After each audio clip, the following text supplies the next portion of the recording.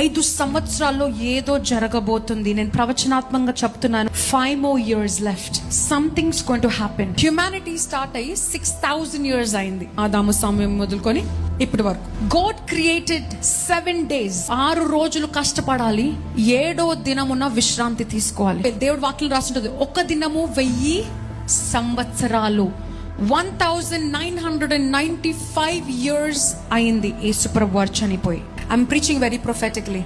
ఇంకో 5 సంవత్సరాలలో 6000 సంవత్సరాలు పూర్తి కాబోతున్నాయి. ఒక్క దినము 1000 సంవత్సరాలు. ఎన్ని సంవత్సరాలు అయ్యాయి? 6,000 years. అంటే 6 దినాలు దేవుడి దృష్టిలో గడిచిపోయాయి. 5 more years left. Something's going to happen. 7వ దినమున విశ్రాంతి దినం, అంటే ఆయన రాబోతున్నాడు.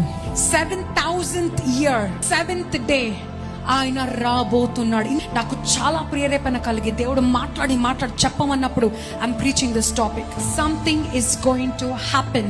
అందుకే అతి వేగంగా ఆయన చిత్తం ఏంటంటే, ఆయన హృదయ వాంఛ ఏంటంటే, నా పిల్లలు నశించిపోకూడదు, నా పిల్లలు వాక్యం తెలియకుండా నరకంలోకి పోకూడదు, నిత్య నాశనంలో వాళ్ళు అడుగు పెట్టద్దు, నేను చనిపోయిన ఈ బిడ్డలందరూ రక్షింపబడాలని ఈ టెక్నాలజీ. అందుకే అతి వేగముగా అందరింట్లోకి, అందరి సెల్ ఫోన్ లోకి అందరూ సువార్త వినుటకు దేవుడు అవకాశం ఇచ్చాడు.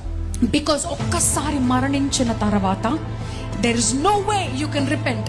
మారు మనసు పొందే అవకాశము మనకు ఉండదు. అందుకే బ్రతుకున్నప్పుడే, ఇక్కడ ఈ లోకంలో ఉన్నప్పుడే మారు మనసు పొందు. Receive Christ. దేవుని అంగీకరించు, నమ్ము. when you receive it, when you receive the gospel of salvation, then మన eternity is with Christ.